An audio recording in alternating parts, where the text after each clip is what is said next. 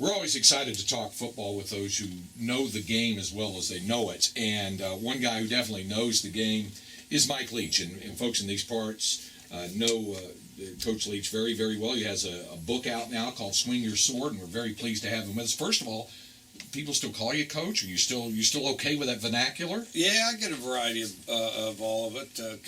Coach is a nice little catch-all that they can dump us all into. So, it's funny because people that have been in the business for a long time, some of the older, crusty variety of coaches, I mean, they'll call everybody coach. Sure. They'll call waitresses coach. They'll call secretaries coach.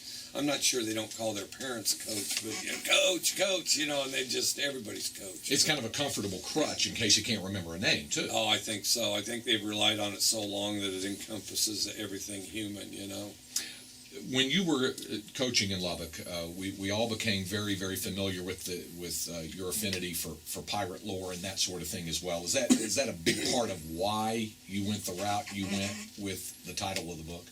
Now, the title of the book, it was funny because both the title of the book and the pirate stuff, like anybody, I'd read some stuff on pirates and started, reading books. But Michael Lewis did a piece on me for New York Times Magazine. And when he was interviewing people for that piece, he'd interviewed several of my players, and they remembered a speech that I gave. And I gave this speech on pirates and how football teams are like pirates. And I actually had a museum replica of a pirate sword. So it was a good quality sword.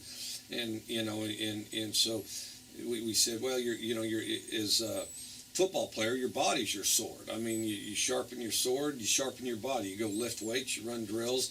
How are you going to swing your sword? Are you going to swing it tentatively, head down, and get stabbed? Or are you going to swing it aggressively and out of control without any technique and get stabbed? Or are you going to be in control, together and all these things? And it became a bit of a motto, this swing your sword. Well, as soon as Michael Lewis wrote that in his article for the magazine, then I started getting pirate books, pirate hats, pirates, skulls and crossbones, some really cool flags. I mean, I got some of the greatest memorabilia and knickknacks you've ever seen. And then at Texas Tech, the fans got involved with it too and had a lot of fun with it. And so I thought it was really good, shared as far as coaches, players, fans, everybody, and took on kind of a life of its own. And so then, but that's where the swing your sword came from. And in other words, sell out physically, but do it with good technique and the proper focus and proper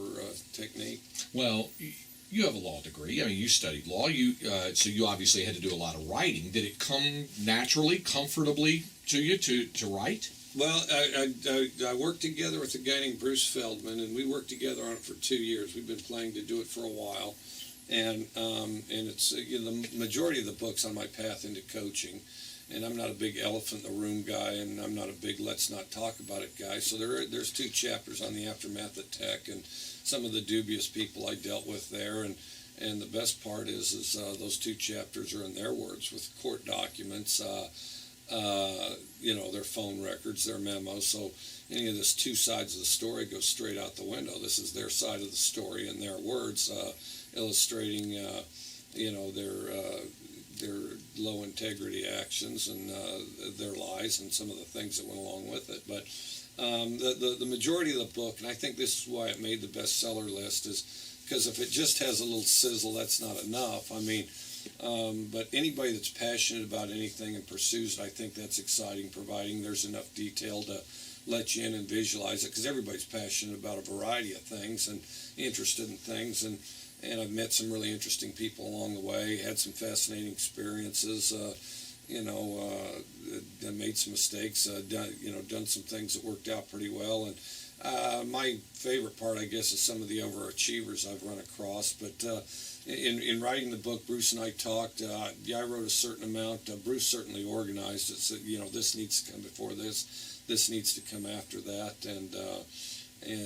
But it's turned out pretty good. It's got, I was hoping that people would enjoy it, but it's turned out that it's been more explosive than I expected. I didn't know what to expect, but it's it's got a lot more interest than even I expected. Mike Leach, our guest here on AM 1300 The Zone. You mentioned former players and a lot of overachievers. Do you keep up with some of your players? Do you keep in contact with some of your former players? Yeah, I talked to quite a few of them. And it's funny who surfaces out of the blue, and then there's a bunch of them that I talk to regular too. The whole thing about now being on the book tour, and you also do a nationally syndicated radio show for Sirius XM. You do a lot of things that, and you did analysis also for TV. You do a lot of things that don't have anything to do with coaching anymore. Do you miss coaching? Yeah, I miss coaching. I mean, I guess the difference would be in coaching, your life is fairly narrow and focused just on coaching. Okay, which is two things. It's not a lot of variety, but it's very fulfilling, and it's fulfilling from the standpoint that, when you win a game, you've worked towards that for not just a week, but for like 5 years pretty much when it came to developing freshmen, lifting weights, working with them as they became juniors, seniors, and the rest. And so I think any time that everybody works together on something and there's that closeness that exists, I think there's a lot of excitement, exhilaration, that it's tough for anything else to replace. And so that aspect of it I certainly haven't replaced, but the variety of, what's this like, what's that like, I've always wanted to check this out, I've always wanted to travel here, I've had the chance to do a lot of things I never thought I'd have the chance to do. I didn't think I'd have a best-selling book. I didn't think I'd broadcast games. I didn't think I'd be on the radio. Went and watched a friend make a movie. I went to France and was a consultant for a team over there. I was an officer for a college all-star game they got going.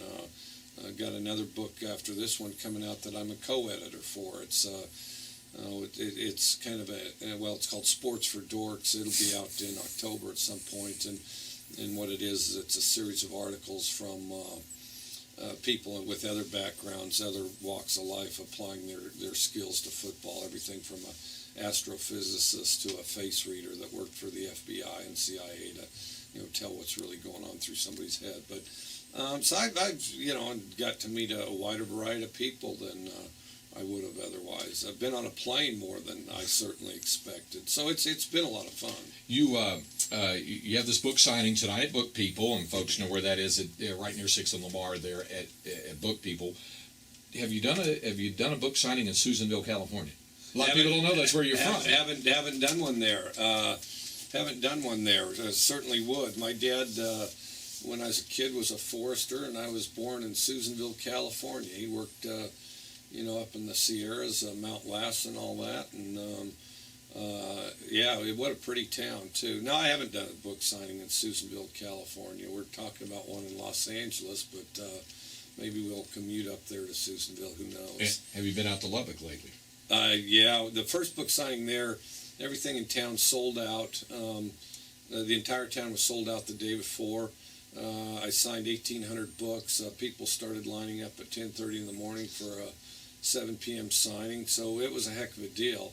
And I'll go back to Lubbock. I'll sign books on Saturday at Barnes & Noble from noon to 3 on Saturday. I'll be signing books in Lubbock. You still have a lot of fond memories and some friends in Lubbock, don't you? Oh, absolutely, yeah.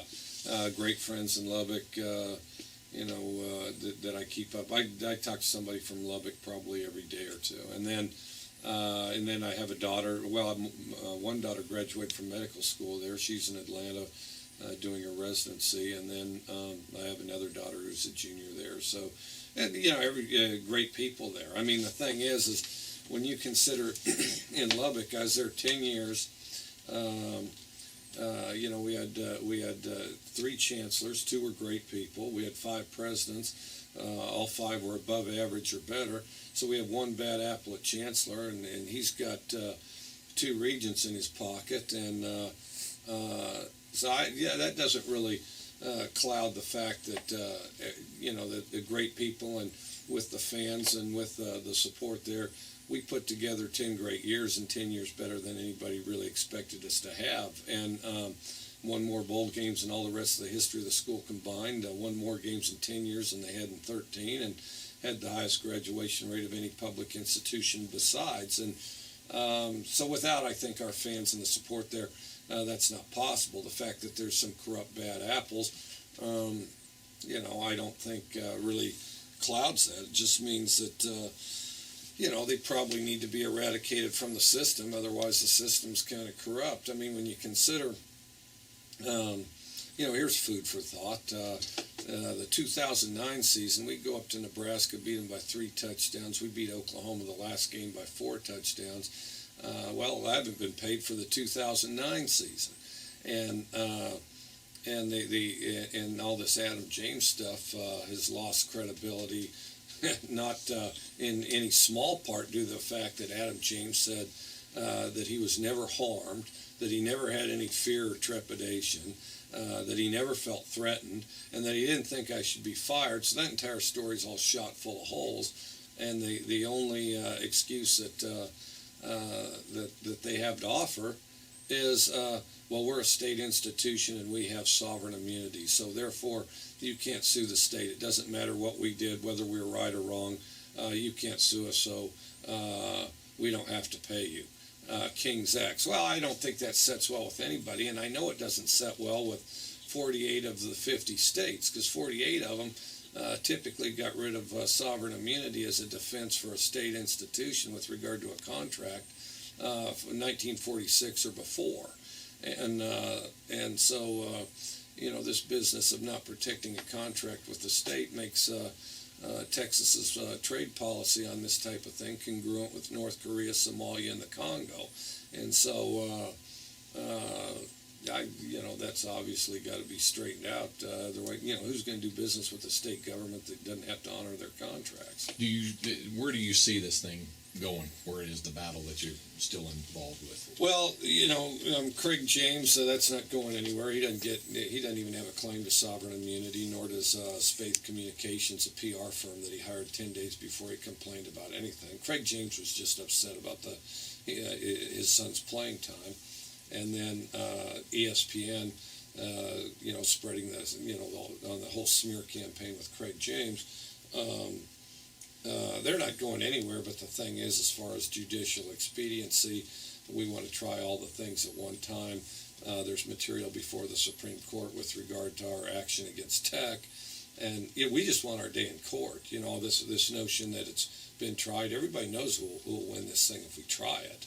They're just saying that we can't even go to court because they're a state institution and they can't be sued, which in nearly every other state would be absurd and is nearly unheard of. Most countries that would be unheard of.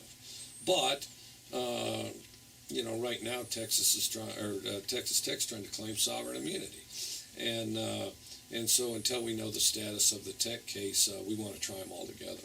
Final thing here, I want to ask you about your take on where you see all of this conference alignment, realignment, the Big 12, all of that stuff headed. I think it's going to be messy. It's already messy, I guess. I think it's going to be messy. I think, I think that the Big 12's in trouble. Jack Root today on a radio show said it's on life support. I think that's accurate. And I think that, A&M's, I guess everybody's pretty well assuming they're gone. If Oklahoma leaves besides, I don't really see Texas playing in a conference with remnants of the Mountain West and just the North and stuff like that. I think, Texas's footprint is huge. I mean, it's gigantic, and any conference will take them.